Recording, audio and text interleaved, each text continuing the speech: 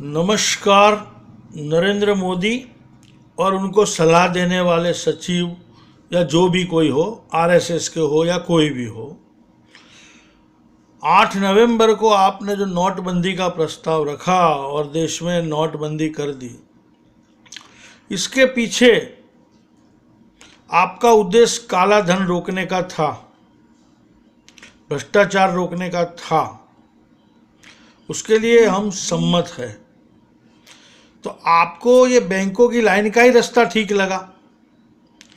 देश की करीबन 5000 से ज़्यादा बैंक की शाखाएं थी, उसके अंदर 2-2, 3-3 पुलिस आपने रखे, तो 10,000 पुलिस मिनिमम समझो।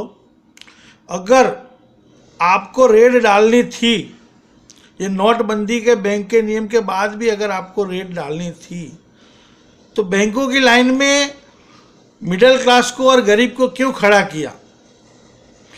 आपके आईटी ऑफिसरों के पास सबके एड्रेस पता थे, इनकम टैक्स के पैन कार्ड नंबर के अंदर उनका एड्रेस वेड्रेस सब होता है, तो 4-4, 5-5 पुलिस वाले लेके गए होते उनके घर पे और वहाँ रेड डाली होती और 125 करोड़ जनता में से 120 करोड़ का सपोर्ट मांगा होता, तो ये जनता हंसते हंसते देती और रेड डाल के आप काला बाजारियों से पैसे जब्त कर लेते। जनता भी हंसते हंसते आपको सपोर्ट देती, देश में कोई प्रॉब्लम नहीं होता। पर आपने हम जैसे लोगों को क्यों परेशान किया, हम ये आपसे पूछना चाहते हैं। हमारे पास कितना काला धन था? कितना था? कुछ भी नहीं था। हमारी माँ बहन बेटियों ने 500, 1000 की नोट जो थोड़ी बहुत 10,000, 20,000, 25,000 की जमा की थी, क्या वो आपको काला धन लगा था? ये काला धन नहीं था, वो तो आप भी जानते हो। पर मोदी जी, आप नहीं जानते हो, क्योंकि आप तो समाज में कभी रहे नहीं हो।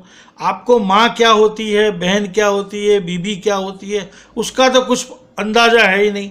ये तो पिछले 8-10 साल से आप जन्मदिन पे माँ को पैर छूने की नौटंकी करते हो, बाकी आपके पास तो ये सब है ही नहीं।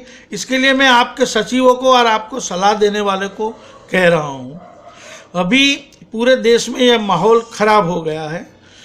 अब हम दूसरी बात पे आते हैं कि जैसे कोई आदमी ने गवर्नमेंट की नौकरी की, तो सारे गवर्नमेंट अफसर तो कोई चोर नहीं थे।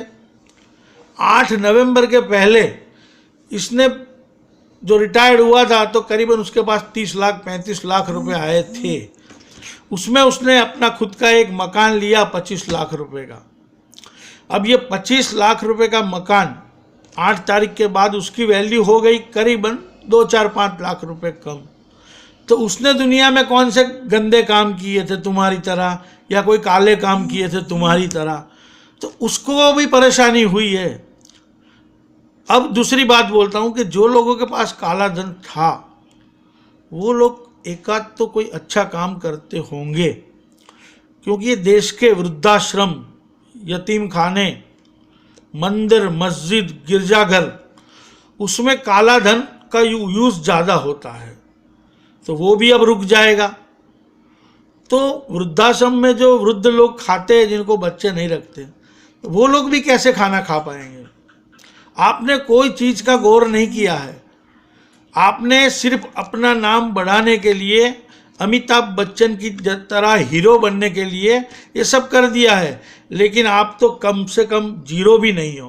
तो जीरो से तो कोई उतरती कक्षा का नहीं है, पर आप उससे भी गए गुजरे हो यार। कोई काम अच्छा किया होता ढंग का, तो आपको पब्लिक कुछ समझती। 2.5 साल में आपने क्या किया? 2-5 हज़ार शौचालय बनवा दिए। और हाँ, आप तो इतने बेशर्म हो कि 4 किलो का एक गैस सिलेंडर महिलाओं को दिया। इसके अंदर टीवी में रोजाना 200-200 बार ऐड आती है कि महिलाओं का सम्मान किया प्रधानमंत्री नरेंद्र मोदी ने। अरे 4 किलो के सिलेंडर देने से कोई महिलाओं का सम्मान नहीं हो जाता। महिलाओं का तो सम्मान तब होता है कि 2.5 साल के अंदर बलात्कार की संख्या में आधे से भी ज़्यादा कम आपने कटौती करवा दी होती ना पुलिस के द्वारा, तो महिलाओं का सम्मान होता। महिलाओं को सिलेंडर दे के सम्मान नहीं होता। थोड़ी अक्ल लगाओ और अपना काम सही ढंग से करो तो दुनिया तुम्हें कुछ मानेगी। बाकी हिंदुस्तान के सबसे बेकार में बेकार प्रधानमंत्री में तुम्हारा नाम इतिहास में अमर हो जाएगा।